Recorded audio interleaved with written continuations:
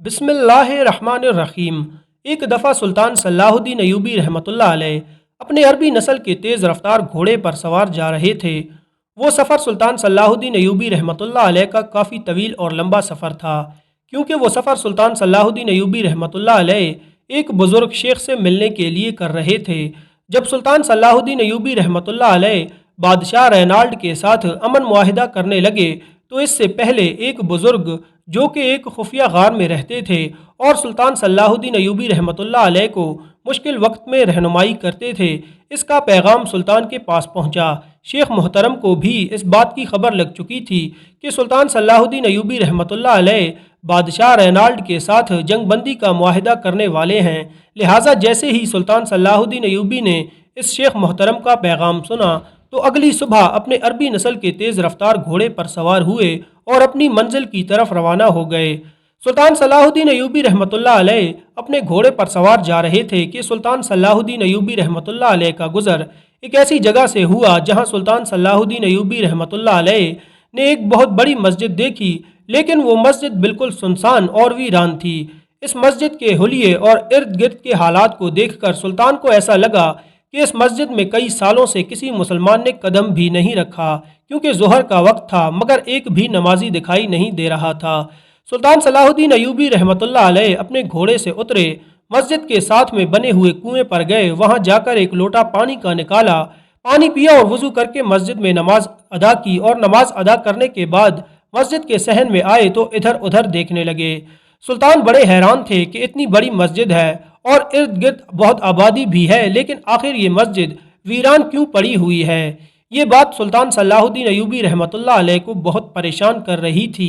सुल्तान सलाहुद्दीन अयूबी रहमतुल्लाह अलैह अपने घोड़े पर सवार हुए और आहिस्ता आहिस्ता चलने लगे, तो इतने में सुल्तान सलाहुद्दीन अयूबी रहमतुल्लाह अलैह की नज़र एक कैसान पर पड़ी जो खेतों में बने कुएं से पानी निकालकर अपनी फसलों में डाल रहा था। सुल्तान इसके पास गए और कहा, ए बुजुर्ग, क्या तुम मुझे बता सकते हो कि इस मस्जिद के इर्द गिर्द इतनी आबादी के बावजूद इस मस्जिद में लोग नमाज क्यों पढ़ने नहीं आते? आखिर ये मस्जिद इतनी क्यों वीरान पड़ी हुई है? ये सुनकर उस कैसान ने कहा, हुजूर, मुसलमानों के ईमान कमज़ोर हो चुके हैं और मौत को अपने सामने देखने के बाद लोग इस मस्जिद में दाखिल नहीं होते। लोगों के अंदर इतना मजबूत ईमान नहीं कि मौत को सामने देखकर इस मस्जिद में नमाज पढ़ने के लिए जाएं। ये सुनकर सुल्तान सलाहुद्दीन अयूबी रहमतुल्लाह अलैह बड़े हैरान हो गए और कहा, बुजुर्ग, आप मुझे तफसील से बताओ, आखिर ये मस्जिद किसने बनवाई थी और इस मस्जिद की वीरान होने की वजह बताओ। तो उसने कहा, हुजूर, ये मस्जिद 4 बस्तियों के बीच में है। ये जो सामने आपको मगरिब की तरफ बस्ती दिखाई दे रही है, यहाँ पर एक गांव आबाद है और इस गांव का नाम एसीलियक है। शुमाल की जानिब जो आपको आबादी नज़र आ रही है, यहाँ एक कबीला आबाद है और इस कबीले का नाम कज़न है। मगरिब की जानिब एक बाज़ार है और शुमाल की जानिब भी एक बहुत बड़ा गांव आबाद है। और हुजूर, जिस जगह अब मस्जिद बनी हुई है, इस जगह पर इस चारों बस्तियों के दरमियान में कई साल पहले एक चौधरी की हवेली थी। उस चौधरी के पास बहुत ज़्यादा दौलत थी, बहुत सारी ज़मीनें थीं। इसके पास घोड़ों के अस्तबल थे, भेड़ बकरियों के रेवड़ थे और इसका एक साल का इतना अनाज इकट्ठा हो जाता कि अगर वो सारा अनाज इन चारों बस्तियों में बांट देता तो सारा साल इस बस्ती के किसी भी घर में अनाज ख़त्म ना होता। लेकिन बदकिस्मती से इस चौधरी की कोई औलाद नहीं थी। वो बे औलाद था, लेकिन वो चौधरी बहुत रहमदिल और नेक इंसान था। वो गरीबों और यतीमों की मदद करता और इन चारों बस्तियों में अगर किसी को भी किसी चीज़ की ज़रूरत होती तो वो चौधरी ही इनकी मदद करता। वक्त गुजरने लगा जब चौधरी ने देखा कि वो बहुत बूढ़ा हो चुका है और इसके बाद इसकी दौलत को संभालने वाला कोई नहीं है, तो उसने घोड़ों के अस्तबल बेचकर गरीबों में बांट दिए। गरीबों की, यतीमों की मदद की। जिन घरों के अंदर नौजवान बेटियां थीं और इनके माँ बाप के अंदर इनको रुखसत करने की ताकत नहीं थी, तो इस चौधरी ने इनकी मदद की और इन गरीब माँ बाप की बेटियों की रुखसती करवाई। हत्ता कि इसके घोड़ों का अस्तबल बिक गया, इसके भेड़ बकरियों के रेवड़ बिक गए और इसके पास मौजूद अनाज भी बिक गया और इसने वो सब कुछ गरीबों में बांट दिया। अब चौधरी साहब के पास सिर्फ इसकी ज़मीनें और इसकी हवेली बची थी। अब चौधरी साहब ने सोचा कि अगर मैं इस हवेली को बेचना चाहूँ तो इर्द गिर्द में किसी भी आदमी के पास इतनी ताकत नहीं कि वो ये हवेली ख़रीद सकें। लिहाजा चौधरी साहब ने इसके पास जितनी इर्द गिर्द की ज़मीनें थीं उसने बेचकर इस हवेली को गिराकर एक बहुत बड़ी मस्जिद तामीर कर दी और उसने इसी जगह पर इसलिए मस्जिद तामीर की क्योंकि इस जगह के इर्द गिर्द जितनी बस्तियां थीं सारों को एक साथ मस्जिद करीब पड़ती थी। मस्जिद तामीर होने के चंद साल बाद चौधरी साहब वफात हो गए। चौधरी साहब ने इमाम रखा जो हमारे बस्ती के लोगों के बच्चों को तालीम भी देता और हमारे लोगों को इस्लाम की दीनी तालीम के बारे में भी आगाह करता। हुजूर इस जगह पर मस्जिद तामीर होने से पहले और इमाम साहब से पहले लोगों के दरमियान बहुत झगड़े होते, हत्ता कि लोग एक दूसरे को कत्ल करने पर आ जाते। लेकिन इस जगह मस्जिद तामीर होने के बाद हमारी बस्ती के इर्द गिर्द अक्सर लोग 5 वक्त की नमाज अदा करते, इमाम साहब की बातें बड़ी दिलचस्पी से सुनते और इन बस्तियों में जितने भी छोटे छोटे बच्चे थे वो कुरान पाक पढ़ने लगे और ये लोग बहुत खुशहाल हो गए। और इमाम साहब की बार बार समझाने की वजह से अब यहाँ के लोग आपस में झगड़ा नहीं करते थे। लेकिन हुजूर चौधरी साहब की वफ़ात के चंद साल बाद मस्जिद में एक ऐसा हादसा पेश आया जिसके बाद इस हादसे ने इस मस्जिद को वीरान करके रख दिया। ये सुनकर सुल्तान बड़ा हैरान हो गया कि आखिर ऐसा कौन सा हादसा पेश आया। तो उसने बुज़ुर्ग से कहा कि एक रात मस्जिद के इमाम साहब इशा की नमाज पढ़ा रहे थे। सारी मस्जिद नमाजियों से भरी हुई थी। अचानक दिए बुझ गए, मस्जिद के अंदर अंधेरे छा गए और जब दोबारा दिए जलाए गए तो वहां पर इमाम साहब गायब हो चुके थे।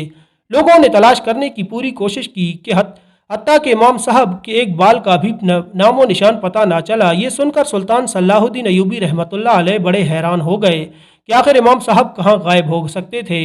क्या बस्ती के लोगों ने इसे तलाश नहीं किया? तो उन्होंने कहा, हुजूर, वो इमाम साहब इन बस्ती वालों के लिए बहुत बड़ा सहारा था जो इस मस्जिद को कई सालों में इमामत करा रहे थे। लिहाजा बस्ती वालों ने दिन रात इमाम साहब को तलाश करने की कोशिश की लेकिन इमाम साहब का पता ना चला। इसके बाद बस्ती वालों ने साथ वाले गांव से एक और इमाम साहब को ले आए और वो अब इस मस्जिद। लेकिन फिर चंद दिन गुजरे कि फिर इसी तरह इशा की नमाज के वक्त अंधेरा छा गया और जब अंधेरा ख़त्म हुआ, दिए जले तो फिर वही वाक़या दोहराया गया। गांव वाले हैरान व परेशान हो गए क्योंकि फिर दूसरा इमाम साहब गायब हो गया। पूरी मस्जिद में हलचल मच गई, हत्ता कि ये बात आग की तरह तीनों गांव में फैल गई लेकिन इमाम साहब का कुछ पता ना चला। बस्ती वाले हैरान होते हैं कि अगर इमाम साहब को अगवा किया जाता है तो आखिर अगवाकार तो इसका सबूत छोड़कर जाते लेकिन इसका कोई भी पता ना चलता। अब इस वाक़ये के बाद पूरे गांव में मायूसी फैल चुकी थी। अब इस मस्जिद में कोई भी डर से इमामत ना करता और इस डर की वजह से अब गांव के लोगों ने भी इस मस्जिद में आना बंद कर दिया और आहिस्ता आहिस्ता वो मस्जिद वीरान होने लगी।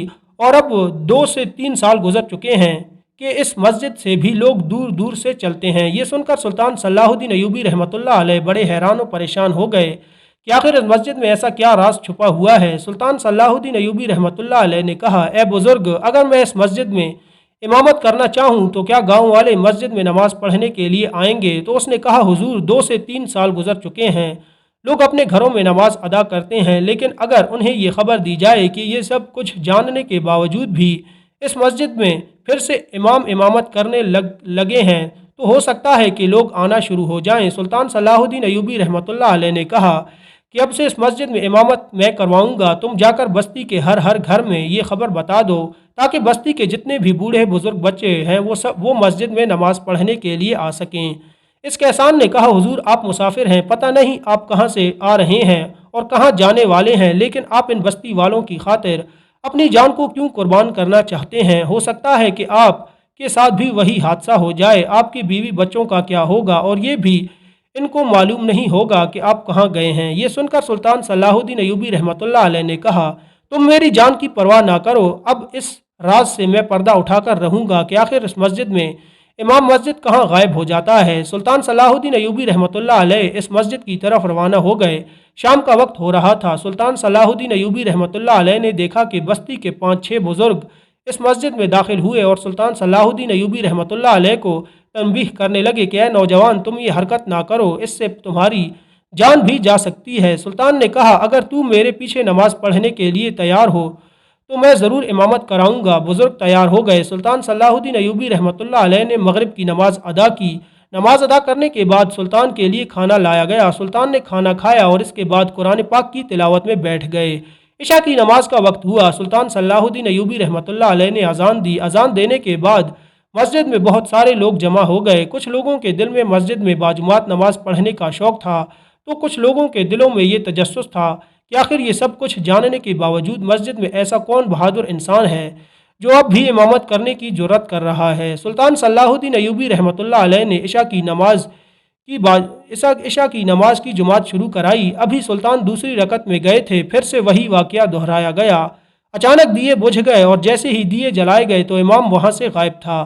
پھر سے مسجد میں ہلچل مچ گئی اور لوگ ایک دوسرے سے کہنے لگے کہ ہم نے اس نوجوان کو کہا تھا کہ تم اپنی جان کو خطرے میں نہ ڈالو۔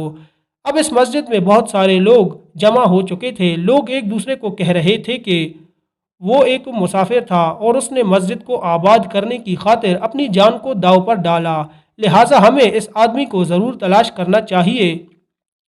وہ لوگ ابھی باتیں کر رہے تھے کہ اتنے میں جہاں سلطان صلاح الدین ایوبی رحمۃ اللہ علیہ کا امامت کے لیے مصلی بچھایا گیا تھا وہ جگہ ہلنے لگی۔ لوگ ڈر گئے کہ آخر اس مصلی کے نیچے کیا ہے۔ اتنے میں نیچے سے ایک دروازہ کھلا، وہ اصل میں ایک سرنگ تھی۔ اس سرنگ میں سلطان صلاح الدین ایوبی رحمۃ اللہ علیہ باہر نکلے۔ یہ دیکھ کر وہ بستی والے بہت ڈر گئے۔ اتنے میں سلطان صلاح الدین ایوبی رحمۃ اللہ علیہ ایک آدمی کو گریبان سے پکڑتے ہوئے اوپر کھینچ کر لائے۔ بستی کے لوگ سلطان کو عجیب و غریب نظروں سے دیکھ رہے تھے اور سوچ رہے تھے کہ آخر یہ سرنگ کہاں سے آ گئی، اور اس سرنگ کے بارے میں کسی کو نہیں پتا تھا۔ جب سلطان صلاح الدین ایوبی رحمۃ اللہ علیہ باہر نکلے تو لوگوں نے کہا حضور یہ سب کیا ماجرا ہے، کیا آپ ہمیں بھی بتا سکتے ہیں؟ تو سلطان صلاح الدین ایوبی رحمۃ اللہ علیہ نے کہا اب اس راز سے پردہ اٹھ چکا ہے۔ تو گاؤں والوں نے کہا حضور آخر ایسا کیا ہوتا تھا کہ امام صاحب غائب ہو جاتا تھا، لیکن آپ خوش نصیب ہیں کہ آپ صحیح سلامت واپس آ گئے۔ تو سلطان صلاح الدین ایوبی رحمۃ اللہ علیہ نے کہا یہ آدمی بادشاہ رینالڈ کا ایک جاسوس ہے۔ جب بادشاہ رینالڈ کو خبر ملی کہ یہ علاقہ سرحدی علاقہ ہے اور بادشاہ جانتا تھا کہ اگر لوگ اسی طرح مسجد میں 5 وقت کی نماز ادا کرتے رہے اور ان کے بچے دینی تعلیم حاصل کرتے رہے تو یہ لوگ بہت بہادر اور طاقتور ہو جائیں گے، لہٰذا اس نے اس مسجد کو ویران کرنے کے لیے اس کے نیچے ایک سرنگ بنوائی ہوئی تھی، اور جو بھی امام مسجد امامت کرتا تو رات کے اندھیرے میں اس کے نیچے سے دروازہ کھولا جاتا اور دروازہ کھلتے ہی وہ امام سرنگ میں گر جاتا اور اس کے نیچے موجود بادشاہ رینالڈ کا یہ جاسوس اس کو قتل کر دیتا۔ لیکن میں جانتا تھا کہ میرے ساتھ بھی کچھ ایسا ضرور ہوگا، لہٰذا میں پوری طرح ہوشیار تھا۔ میں نے جیسے ہی امامت کرائی تو دوسری رکعت میں جاتے ہی اندھیرا چھا گیا اور اچانک سے نیچے سے دروازہ کھلا اور میں نیچے گر گیا اور فوراً اس آدمی نے مجھ پر حملہ کیا، لیکن میں نے اس کے حملے کا جواب اپنی تلوار سے دیا اور میں نے تلوار نکال کر اس کی گردن پر رکھ دی، اور جب میں نے اس کو مارنے کی دھمکی دی تو اس نے سارے راز اگل دیے اور بتایا کہ جب بھی کوئی امام مسجد اس مسجد میں امامت کراتا تو عشاء کی نماز کے وقت ہم اس کو نیچے کھینچ لیتے اور اس کو مار دیتے، اور اسی ڈر کی وجہ سے اب اس مسجد میں کوئی امامت نہیں کراتا تھا اور یہ مسجد اتنے سالوں سے ویران پڑی ہوئی تھی۔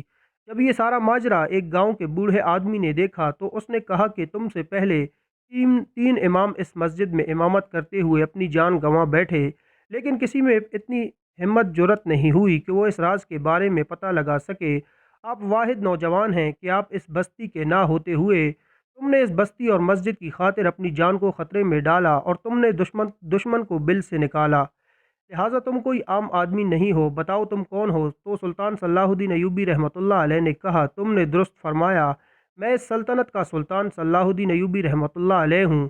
جب یہ بات ان گاؤں کے لوگوں نے سنی تو وہ حیران و پریشان ہو گئے اور سلطان صلاح الدین ایوبی رحمۃ اللہ علیہ کا شکریہ ادا کرنے لگے، اور اس کے بعد اسی گاؤں میں ایک شہر کے مدرسے سے پڑھ کر آنے والا نوجوان اس مسجد کا امام بن گیا اور وہ مسجد پہلے کی طرح آباد ہو گئی، اور اب اس مسجد میں پورے گاؤں کے لوگ نمازیں پڑھنے لگے، اور سلطان صلاح الدین ایوبی رحمۃ اللہ علیہ نے اپنی جان پر کھیل کر اپنی عقل مندی سے اس مسجد میں چھپے اس راز سے پردہ اٹھا دیا اور اس گاؤں کو اتنی بڑی مشکل سے نکال دیا۔ اور کہتے ہیں کہ پھر اس سلطان صلاح الدین ایوبی رحمۃ اللہ علیہ نے رینالڈ بادشاہ کے اس جاسوس کو اپنے گھوڑے کے پیچھے گھسیٹتے ہوئے اپنے محل میں لے گئے تھے اور اس کا سر کاٹ کر محل کے دروازے پر لٹکا دیا گیا تھا، اور ہر ایک آدمی کو بتایا گیا تھا کہ اس کافر نے مسجد کو ویران کرنے کے لیے کس طرح کا گھٹیا کھیل کھیلا تھا۔ اور اسی طرح سلطان صلاح الدین ایوبی رحمۃ اللہ علیہ نے اپنی عقل مندی سے رینالڈ بادشاہ کے اتنے بڑے منصوبے کو خاک میں ملا ڈالا، اور بہت سی روایات میں یہ بھی ملتا ہے کہ معاہدے کے وقت سلطان صلاح الدین ایوبی رحمۃ اللہ علیہ نے رینالڈ بادشاہ کو اس پادری کا سر تحفے میں دیا تھا اور میز پر اس کٹے ہوئے سر کو دیکھ کر رینالڈ بادشاہ کا چہرہ دیکھنے قابل